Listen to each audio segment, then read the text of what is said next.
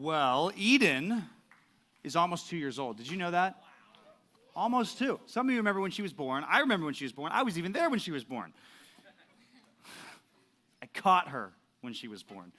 Maybe that's too much information, but yeah, no, I've been there the whole time with Eden, you know. She's my daughter and all that stuff. It's pretty fun. But about 9 months ago, she started talking and saying some words and, you know, doing the best she can. It's not like she came out saying complete sentences. It started with dada and mama and yes and no. She actually learned no before she learned yes. Typical, right? But the process of learning the words is kind of fun, and it's kind of cute, and you like every little thing they say. That is, until they start saying things that are not so good. Sometimes they express their anger with their words. Have you ever expressed your anger with your words? You've ever done that? Yeah. That's something that everybody seems to do at some point, but one of the scariest things is once they start lying, and it only took 9 months for Eden to tell her first lie. You want to know what it is? See, as a pastor's kid myself, I want to be careful how many times I rat on my kids in front of everybody, because I know what that feels like to be ratted on in front of everybody, but I think you'll probably forgive her for this.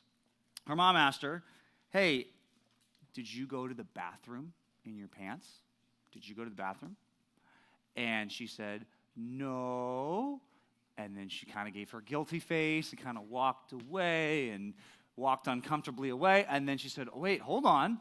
Did you go to the bathroom in your pants? Yes. It's like she told her first lie.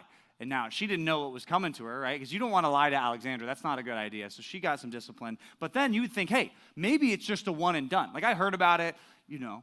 But by the time I heard about it, it was all day later. And, you know, I was ready to, you know, give her hugs and all that stuff. Because I wasn't there for all that. But then a couple days later, I asked her a similar question.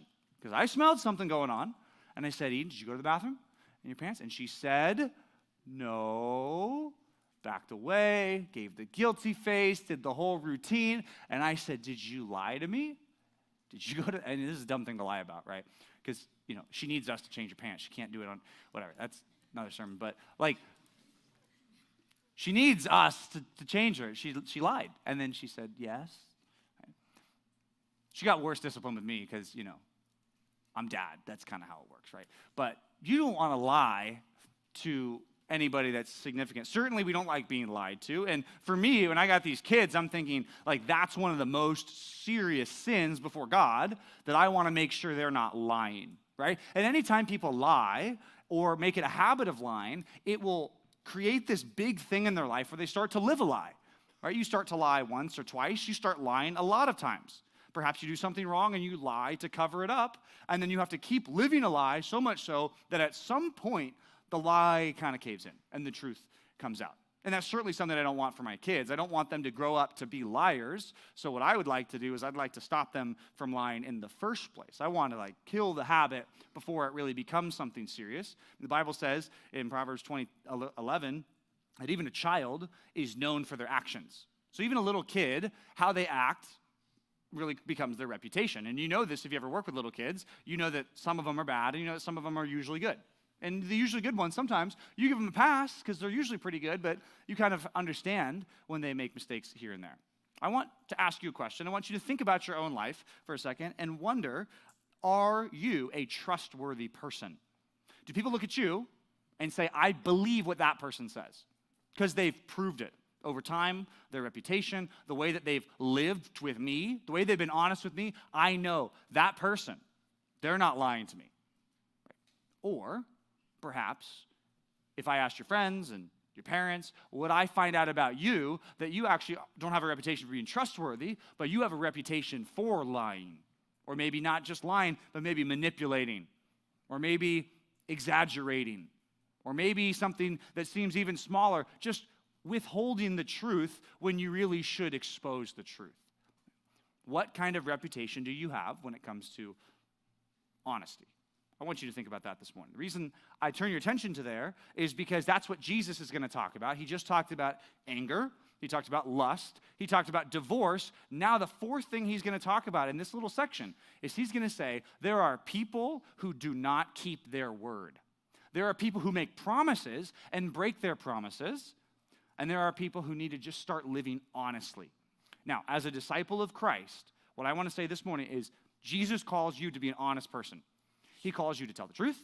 He calls you to not be a liar, obviously, but not even a manipulator, and not even an over-promiser that makes such big promises that you can't fulfill. It'd be better for you to be a simple yes or no kind of person, where if you said yes, I'd believe you. If you said no, I'd believe you, and that your family and your friends would believe you. That's the kind of thing we want to strive for. So open up your Bibles and let's look at this together, where Jesus puts this in black and white for us. Matthew chapter 5, verse 33. Said this was after the anger passage. This is after the lust passage, after the divorce passage, which you're like, yeah, I mean, that was a weird sermon last week because, haven't been married, haven't been divorced, that's pretty easy. Right? And you might feel something similar with this sermon because there's a thing that was going on back in that day that I don't think happens in the same way now. There was this oath-taking culture that they had where they would swear, and maybe they would say, we swear to God. Maybe they'd say they swear to some kind of holy place, or maybe they'd swear on their own head, or maybe they'd swear on just something like that. And there's a little bit of that in our culture, right? There's people who say that they swear, or they tell you, I promise, I promise. Right? We use oath formulas today still, maybe not so religiously, but we use them to try to show someone, no, I'm serious about this. Like, no, I am being honest. And we usually say that when it's either something that's really hard to believe that we're saying, or if the person that we're talking to does not believe us. We tend to use oath formulas like this. Now, they were using it all the time. So look what Jesus says. He brings up the law. He quotes the Old Testament. This is not a direct quote, but this is taking a couple different passages in the Old Testament and putting them together. He says, again, you've heard that it was said, this is verse 33, to those of old, you shall not swear falsely, but shall perform to the Lord what you've sworn. So, the Old Testament even says that. If you're going to make a promise and then you're going to invoke God and say that as God is my witness, I will do such and such a thing in such and such a time, that was an oath. Right? And there are some formal ways they could do that. But Jesus says, okay, you've heard that it was said, don't swear falsely. What does that mean?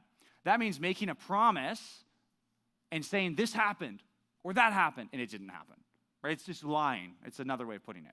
Or swearing falsely could be, I make a promise to do something, and then I don't fulfill the promise that I made. Okay, that might be even more common. That's probably the majority of what they struggled with back then. They're making promises to God. They're making promises to others and saying, no, I promise I will give you these crops, and I swear on the gold of the temple that I'll give you these crops by this time next year. That was a common thing that happened in Jesus' day. So he says, you've heard that it was said, keep your oaths. And while that's a good idea to keep your word, he says in verse 34, but I say to you, don't take an oath at all. It'd be better for you not to swear an oath by something sacred and then break your promise. It'd be better not to make any promises at all in that case. He says, don't take an oath at all, either by heaven, that was one of the things they swore by, for it's the throne of God, or by earth, for it's the footstool, for it's his footstool, God's footstool. That's a quotation of Isaiah 61, or 66:1. Heaven is my throne, earth is my footstool. So he's trying to say, don't swear by these things that you think are less significant than God. Because traditionally in the Old Testament, if you were going to swear, you were always bringing God into the equation. But these Jewish people at the time of Jesus did something kind of tricky. They said, okay, I'm going to swear, but I'm not going to bring God into it. I'll just bring heaven into it, or earth into it. Or the next thing he says, Jerusalem. Don't swear by Jerusalem, for it is the city of the great king. And don't take an oath by your head. So all these different things that you could swear by. It's similar to how people say today, like, cross my heart, hope to die. That's an oath formula. That's similar to this. That's saying, if I'm not telling the truth, I hope that curses fall on me, that I hope that I die, right? Now, we use those formulas. Hopefully you don't use that formula because that makes you sound like you're from the 1950s. Cross my heart, honest. Sounds like you're watching like the Christmas Story or, like an old movie like that, right? But you might not use those phrases, but you might say things like, I swear to God, right? Which is something you probably should never say. Not probably. You should never say that. You don't want to swear anything to God. And the reason why is because if you do that, you're bringing the holy God of the universe that knows you better than you know your own witness. Like, even you said, oh, that happened. I know that happened. And then you start swearing to God. It's like, you don't know that happened. Right? You might think you know that happened, but don't bring God into it and call him as your witness of things that you're not sure about. He says, you can't even make one hair of your head black or white. You can dye it, and they could dye it back then. It's like, oh, is Jesus talking about, like, I can dye my hair? Like, I went balayage last summer, and it's like, yeah, I know. We can all tell. I'm sorry, I'm not calling anyone out, except my wife did that, and then she went back to brown, and then someone asked her recently, is that your natural hair color? And she said, yes. And I said, is it, right? It is, but, like, it's mimicking her. Sorry, you look beautiful today, Alexandra. You look great. Thank you, guys. Yeah, that's right, yeah. I told you, like, I like your hair like the way that it is / was, like brown. Like, that's you, man. Am I digging? Okay, all right. Sorry. The marriage sermon was last week, okay? We made it. All right. What was I saying? Oh, hair black or white. Yes. Did you know that in the Roman Empire that they had hair dyes? They would dye, like certain women would dye their hair blonde because that was, in for a little bit. Certain people would dye their hair darker. So hair dye existed back then. What's the point? He's trying to say, you were not the one that chose what color your hair would be when it comes out, right? You did not choose that. God just did that, right? Who did that? God did that, right? Whose city is Jerusalem, right? That's God's city.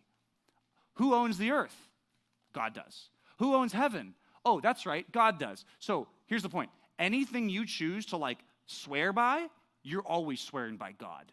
If you make any oaths at all, because God is always listening, and anything that you can like attach your promise to, God made that. That belongs to God.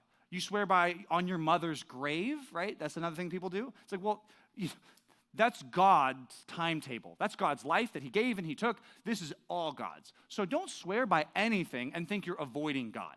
That was the real problem. It wasn't that they were just making oaths and thinking, yeah, God doesn't care. Their problem was they were making oaths with their fingers behind their back, so to speak. What they were doing was they'd make these oaths and say, no, I promise, I swear by the temple. I swear by the temple that I, brought these crops at this time. Where it's like, ha, ha, ha. They can turn back to their spouse and say, did you hear that? I said I swear by the temple. I didn't say I swear by the gold of the temple. Because that's the only thing that's binding. Swearing by the temple doesn't mean anything, but the gold does. Ha, ha, ha. If you think that's funny, right? Jesus actually quotes that in Matthew 23. That was one of the things the Pharisees were doing. They were saying, oh, swearing by the temple, it's not a big deal. Swearing by the gold, then it's important. So they had all these weird oath formulas. Some they thought were binding, some they thought weren't binding. And one of the major problems was they were using oath formulas to convince people of lies that they told. They were lying and then saying, no, I promise, this really happened. This really didn't happen. It's a big problem. That's just a lying problem. Right? That's why for you, you're going to hear this sermon and think, okay, when's the last time I swore on something? I don't think I've really done that. What I want you to see is that anything you say, yes or no, anything that you claim, anything you make a promise to, anything you do that to, is just as binding as an oath before God. Look at verse 37. He says, let what you say simply be yes or no. Anything more than this comes from evil, right? Even if somebody, if I told you a story, I thought about doing this for an intro, but I didn't because I thought it would scare you. But what if I told some made-up crazy story? Like, when I went to Paris in 2017, I stood on top of the Eiffel Tower, and I took a Frisbee, and I threw it off the Eiffel Tower, and we got arrested, and it was so crazy. Like, if I told you, that didn't happen, but if I told you this story, I'd say, no, I promise, honestly, literally, right? That's another oath formula we use. Literally, honestly, seriously, right? Those aren't as binding of oath formulas, but those are words that we attach to our sentences to say, no, I'm seriously telling the truth this time. If I told a crazy story and kept telling you, no, honestly, no, seriously, no, you don't believe me? No, seriously, at some point, you're going to be like, I would have believed you, but now you're adding all these, like, things that are trying to convince me. Now I'm starting to be suspicious of you. That's what he's saying. Anything more than this comes from evil. Like, as a Christian, in your daily life with other Christians, if you are constantly saying, no, I promise, no, I swear, do you know why that's happening? That's because there is a lack of trust in that situation. That comes from evil.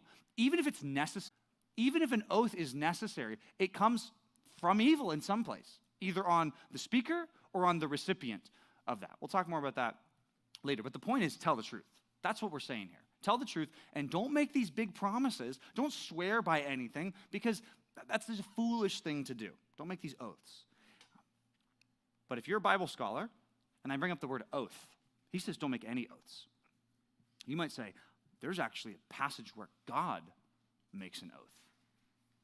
Is that right or wrong? Abraham makes oaths. David makes oaths. Joshua makes oaths. Jesus speaks under oath before the Sanhedrin. Paul makes many oaths. He even says in Romans 9:1, I swear that I wish that I was cut off. I wish I was separated from Jesus if all the Jews could be connected to him. So how do you reconcile that with what Jesus is saying? Okay. So there are some appropriate and inappropriate oaths that we need to talk about. So point number one, let's understand the biblical use and misuse of oaths, because most of what was happening back then was a misuse of these biblical oaths. Okay, once you write that down, letter A, let's define what an oath is. An oaths are solemn and binding promises, right? That's a lot to write down, but there you go. Point number one, in letter A, oaths are solemn and binding promises. It's more than just agreeing to something. Right? And today, we express oaths in a lot of different ways. I don't know if you ever thought about this, but every time someone becomes a doctor or a nurse, they take an oath. Anytime someone is voted into any form of high office, they take an oath. Anytime someone joins the fire academy, or anytime someone joins a police department, or anytime anyone goes into the military, they're making oaths. Right? So the question is Jesus outlawing all kinds of oaths and saying Christians should never make them? Okay? There are some Christians who believe that. You know them by one famous word as the Amish. Okay? The Amish have a long history in church history, right? Otherwise known sometimes before them as the Brethren. Before that is the Mennonites.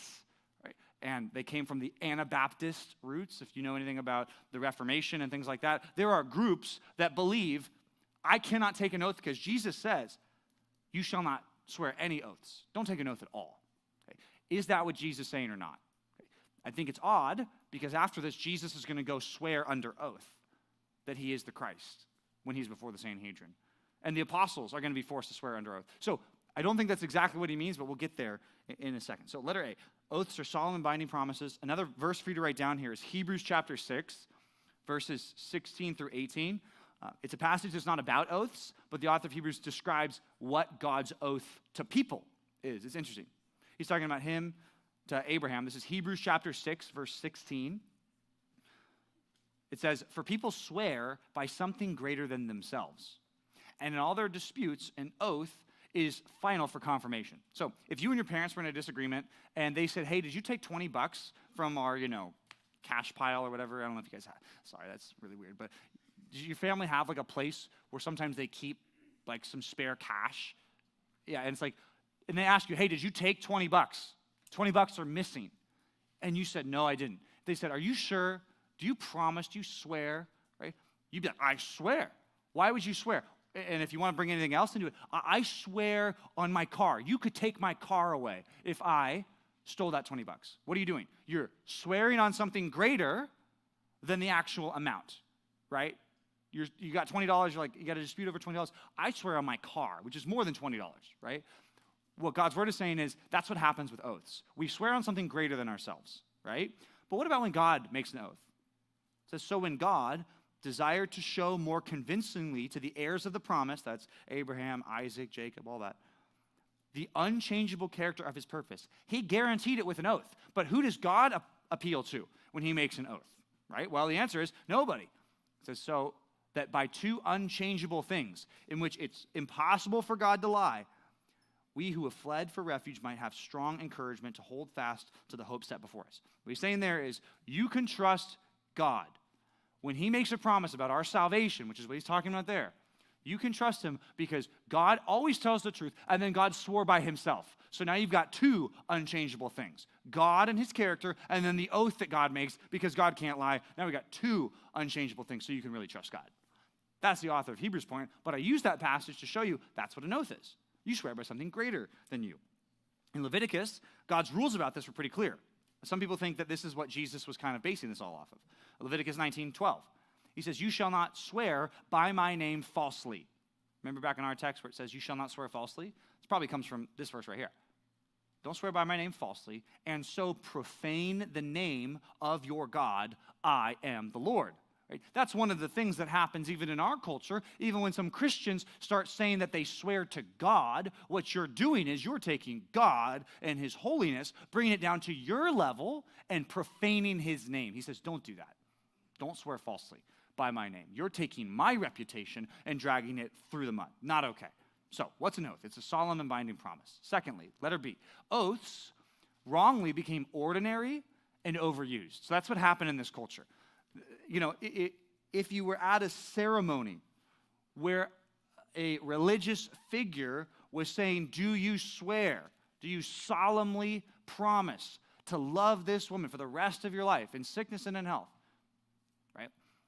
And if you turn to you, the ladies, and say, you know, do you promise to hold fast this husband? Okay, and you make an oath, you swear. Is that okay to do? Right? I know it's okay to do. He just talked about not getting divorced. Right? Talked about keeping an oath. So what's the difference? Well, that's a solemn promise. Don't go do that every Tuesday, right? Which is why, not to nitpick, but all these people that, you know, you want to renew your vows, it's like, did you break your vows? Right? Because you already promised, right? I don't think you need it. I mean, you can if you want to, I suppose, but you've already kind of made that promise. Let's not overdo it, right? You've already promising enough the first time, and you probably weren't that good at keeping all those, you know, I promise lovey-dove to always, you know, take out the trash when you want me to. It's like, no, you don't write that in your vows. You're not going to do that. Don't promise that. That's an overused promise, right? Because you're not going to do that, right? You can promise to love that person the best that you can according to God's power. You can promise that, but then you got to live up to that, which you should when you're getting married. What my point is, like, oaths are appropriate in a solemn occasion. They're not appropriate for everyday conversation. They're not appropriate for just throwing around, and that's what happened.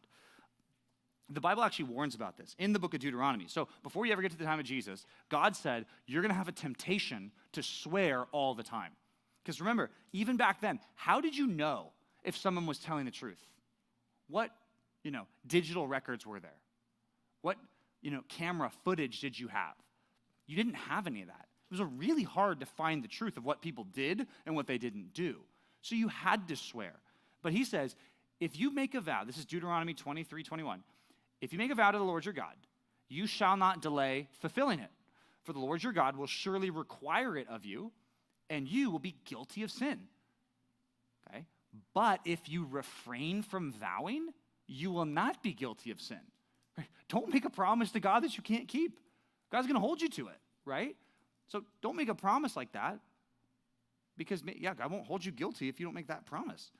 Verse 23 says, you shall be careful to do what has passed your lips, for you have voluntarily vowed to the Lord your God what you've promised with your mouth. So when you get married, is that a voluntary oath? It's not a voluntary oath, because if you want to get married, that's a part of the package deal. You can't get up there and, you know, the pastor says, all right, do you swear? And instead of saying I do, you're like, I'm not big into promises or oaths. Be like, okay, you did not follow what we talked about in the rehearsal. You're supposed to say I do, right? So there are some vows that are like not as voluntary. This was a lot of voluntary stuff. Like, I promise that if I get that grade, then I'll go, you know, do this for God, right? Careful what you vow, because you got to do it. Don't make vows. Don't make it a habit of making vows. You're going to bind yourself to things and then be guilty. In the Bible, Joshua made a vow to protect this group of people, the Gibeonites, and it was wrong, and he wasn't supposed to do this. He wasn't supposed to make a vow.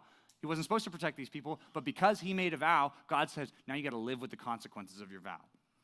Perhaps the scariest and worst situation in the whole Bible was in Judges 11, when Jephthah, a military conqueror, made a vow that if he had victory in a day of battle, he would sacrifice whatever walked out of his house first, thinking a goat or a ram or something like that. And who came out first? His daughter, his only child, right?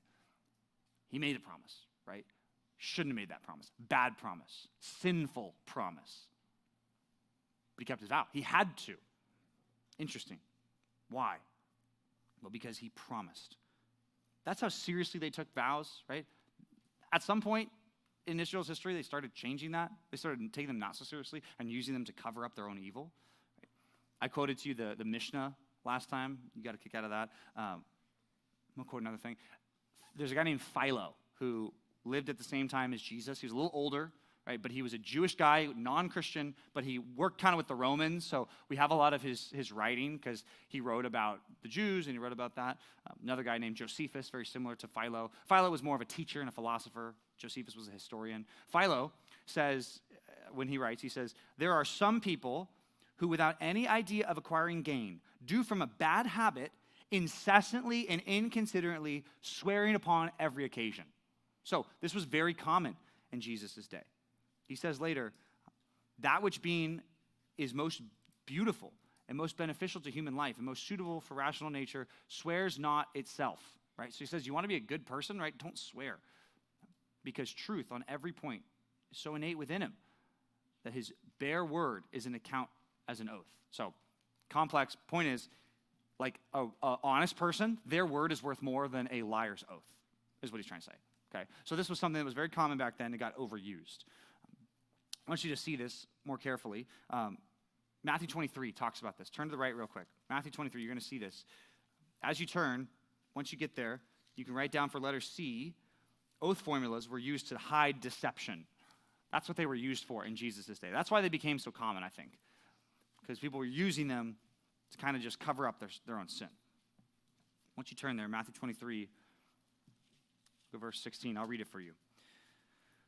Jesus says to the Pharisees, these teachers who were teaching bad things, he says, woe to you, blind guides, right? You MLB fans, if you think Angel Hernandez is blind, right? Not the Angel Hernandez who's in True North, if you're here. There you go. Not you, other Angel Hernandez, the umpire. Blind guides. An umpire in baseball, you know what? They shouldn't be blind, right? A guide shouldn't be blind, right? He's calling these Pharisees. You're trying to lead people, but you're blind yourself. He says, what do you blind guides? Who say, if anyone swears by the temple, it's nothing. But if anyone swears by the gold that's in the temple, then he's bound by his oath. You blind fools. For which is greater, the gold or the temple that had made the gold sacred? Which for them, notice what that's saying, they valued the gold and the money more than they valued God. That's actually what that shows. They viewed the gold as more sacred. That's interesting. Verse 18, he says, if you say, if anyone swears by the altar, it's nothing. But if he swears by the gift that's on the altar, then he's bound by his oath. You blind men, for which is greater, the gift or the altar that makes the gift sacred? So whoever swears by the altar swears by it and everything on it. And whoever swears by the temple swears by it and by him who dwells in it. And whoever swears by heaven swears by the throne of God and by him who sits upon it. What's the point?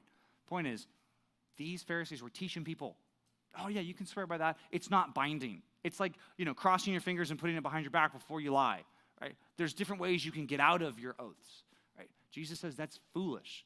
Don't you realize that every word you say is in God's presence? It's not like when you say, oh, I swear to God, that all of a sudden now God's like, oh, now I'm interested. What did you say? Okay, now I'll hold you to it. It's like, even all your words in your normal conversation, God's going to hold you to it. It's just even worse and foolish and frankly irreverent, as in dishonoring to God, to try to drag him in to all your promises. So we shouldn't do it. Yeah. He invokes heaven, earth, Jerusalem, your head. Letter D, this is kind of what I've been saying before, but all oaths, all of them, invoke God as a witness. So you can't say, I made an oath, but God is not a witness to that oath. It's like, well, God's a witness to every single oath. And remember, why were they doing it? They were trying to, use the rules to break the rules. They're trying to use the law to break God's law, which is very typical. That's what they've been doing with adultery, right? Oh, I'm pure because I haven't committed adultery. Yeah, but you've lusted in your heart. So you're using God's rule to cover up your own sin. Oh, I haven't murdered anybody, so I'm good. Oh, no, but you're angry in your heart. So you're using God's rule to almost cover up your own sin. Very interesting. That can happen. Back then, it could happen now. You swear by the head, right?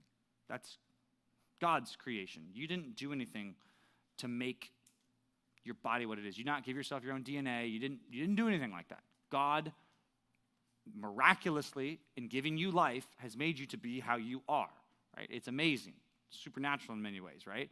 And you are what you are. You didn't decide what you are. So even if you swear by your head, because you think, well, that's me.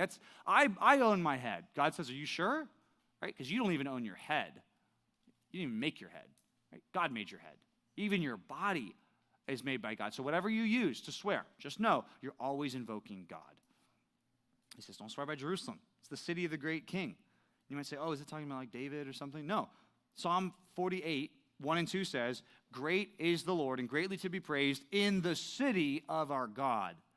His holy mountain, beautiful in elevation, is the joy of all the earth, Mount Zion, in the far north, in the great city, in the city of the great king. So Jesus uses that, he quotes that to say, whatever you use, right? You're bringing God into the picture, okay? But letter E, this is probably most important for you. Some oaths are permitted for Christians. Let's talk about that, right? Because this gets complicated. Like, are you saying that no oaths? No oaths means I can't, even be a Boy Scout. No oaths means you can't be a juror ever. And there are people, that's why I feel like, why do people have religious exemptions from serving on a jury or serving in the military? Like, do you have a religious exemption? Once you hear that, like, oh, cool, maybe I can use that. You can't use that, right? Because you don't believe that, right? Unless you do believe that, and you're an Anabaptist or a Quaker or a Mennonite or an Amish person. And then if you are an Amish person, we got a lot of talking to do because you're not living very consistent. You drove here in a car. You got, shouldn't be here if you believe what the Amish believe, right? We're breaking a lot of Amish rules, right, this morning. Yeah, okay. Can a Christian testify in court? Can they be a police officer? Can they be a doctor? Can they be a judge? Can they be an executioner? That's a good question. Interesting. Can you serve in any, legal realm when the next passage we're going to talk about, right, this is why this passage and the next passage are connected, because the next passage says, okay, you've heard that it was said, an eye for an eye and a tooth for a tooth. But I say to you, if your brother slaps you on the cheek, right cheek, we'll give the left also. The point is, don't retaliate. Here's a question. Then can you ever stand up in self-defense? Can you be in the military? Because in order to be in the military, you're like doing retaliation strikes, right? You got to think that through. And what Jesus is not trying to say here is no oaths at all. It's never okay, because he's about to go do it. Paul's going to do it. God does it.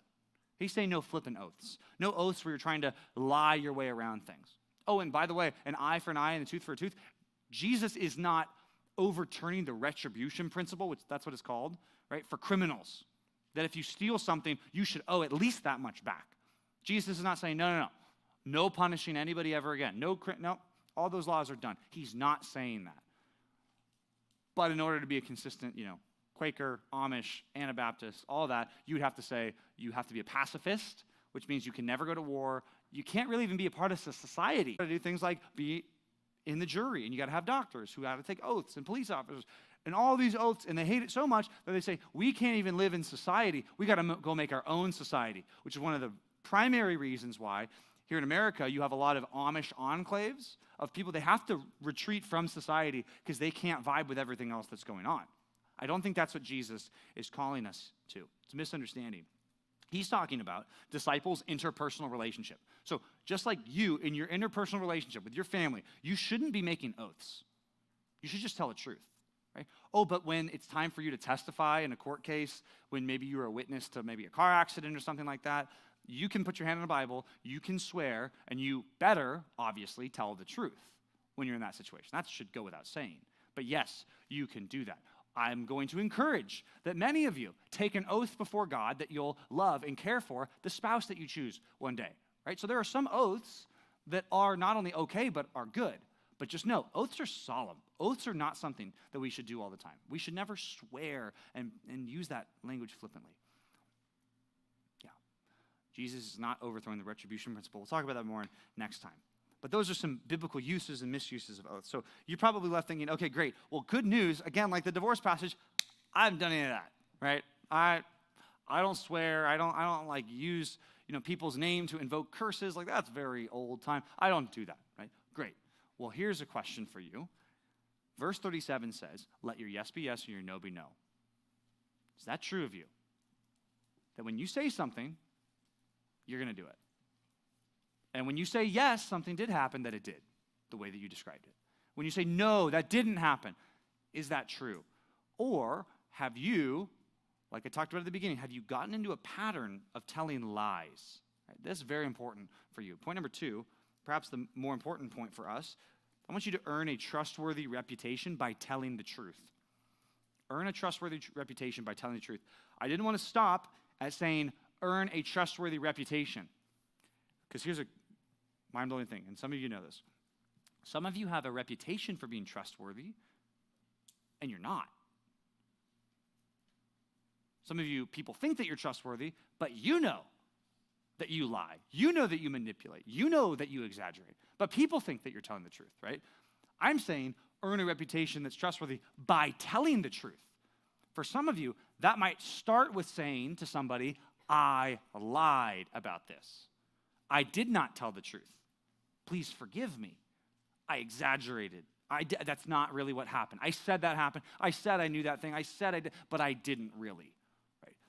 Some of us need to start that reputation, a real reputation of trustworthiness, by saying I wasn't honest before.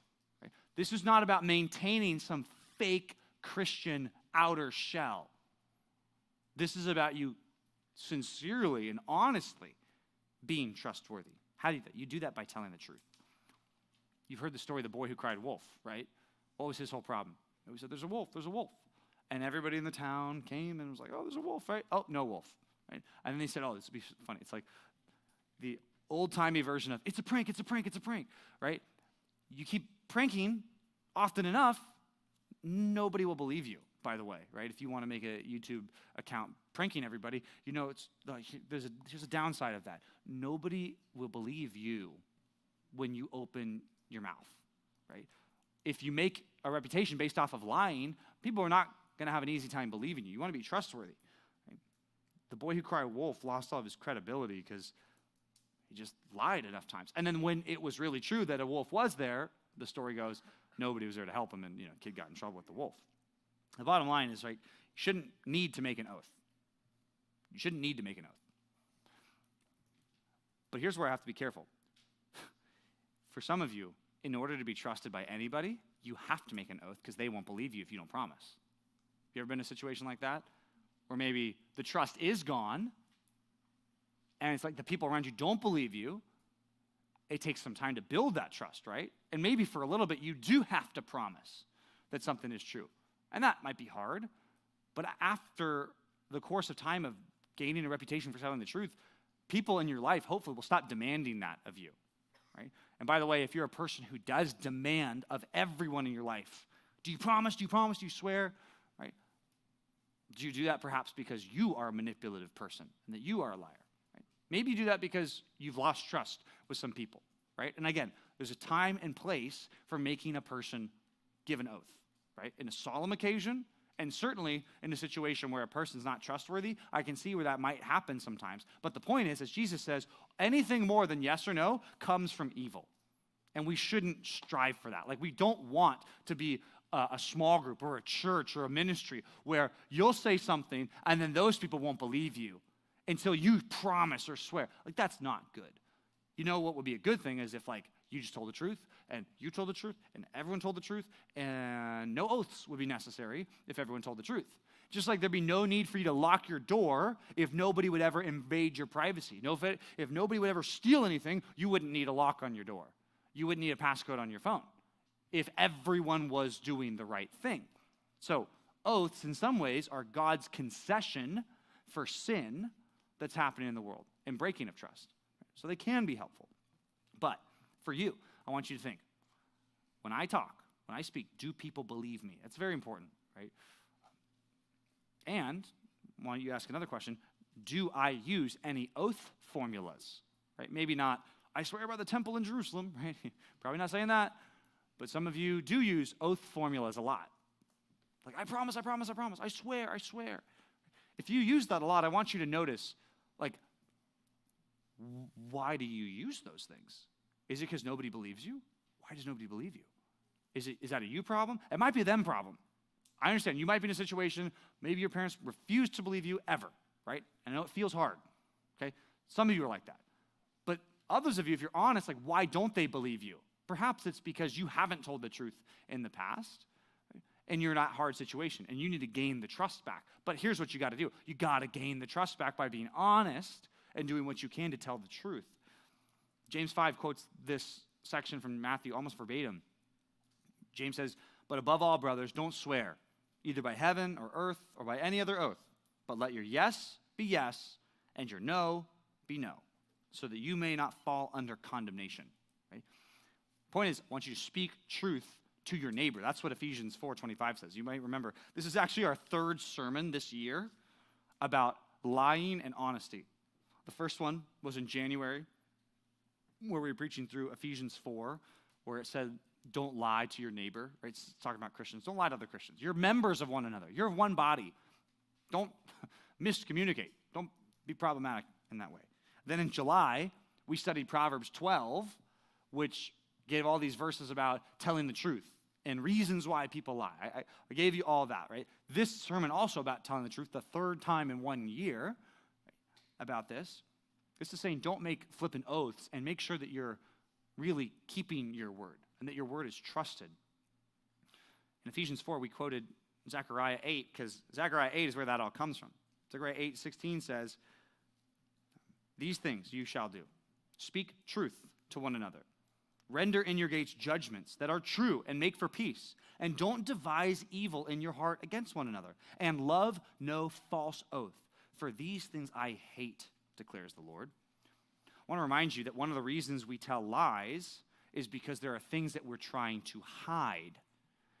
I want you to think the greater righteousness that Jesus is talking about for his disciples. Why does he say don't lie? Because if you're doing righteous things, there's no shame associated with righteous things when you're around righteous people. You might feel shame when you're around unrighteous people.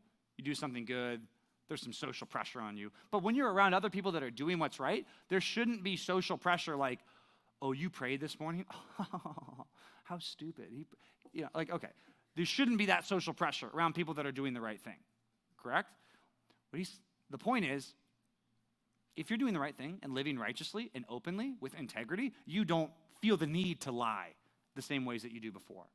One of the main reasons we lie is to try to cover up our shortcomings. But if Jesus is trying to teach us to have greater righteousness that starts in the heart in the Sermon on the Mount, he's saying, why don't you just do the right thing first and then don't lie second? Like, that'd be kind of our goal here. Live righteously first, and then there's no reason to lie. There's no reason to cover up afterwards.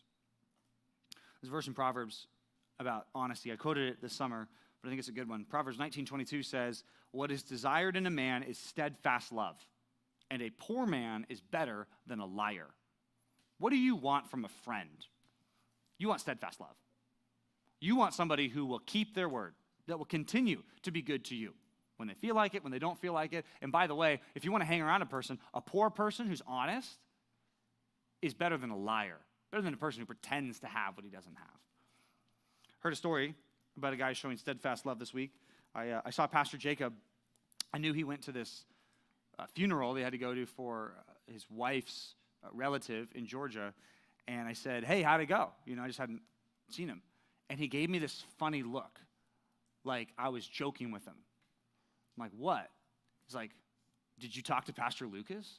I'm like, yeah, but no, not about you. Like, what are you talking about? He's like, oh, you don't know what happened.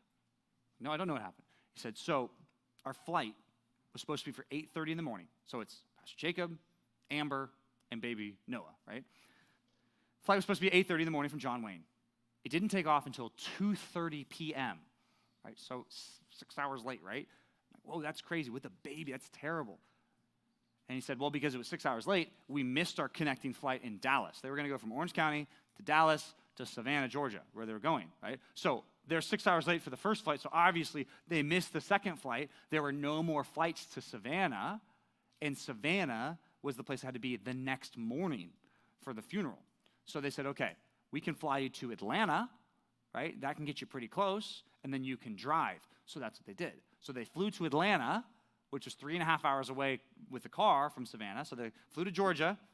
Their feet touched the ground in Georgia. Then they drove 3.5 hours to Savannah. They got to Savannah at 5:30 in the morning the next day. And he said, yeah, we took like a quick little nap. And then we were up for the ceremony. And we went to the place where the ceremony was supposed to happen. And the chaplain just didn't show up.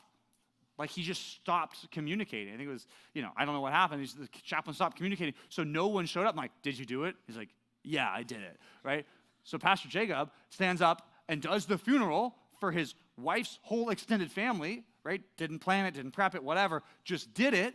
And then now that he's kind of the guy in charge at that point, now he's responsible to get the body in the ground. And, where was the body? Where were we supposed to get the body in the ground?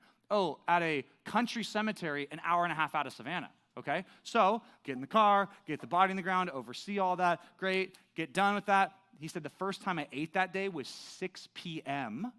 that night. And he said, and then Noah got sick. So when we got back to Savannah at about 6, Noah got sick, so we had to take him to urgent care out in Savannah. So then we went to urgent care, and then we slept, and then we flew back. And all this was in the bathroom that we were talking. That all didn't happen in the bathroom, but the story, I'm like, oh, man. Sorry I asked, Well, I'm glad I asked, but Pastor Jacob, right? I thought about that, and I said, can I use that for my sermon about keeping your word? Because, that's a good example, right? Because, you want a person who's going to keep their word. Like, I said I was going to be there, so I'm going to do everything in my power to be there.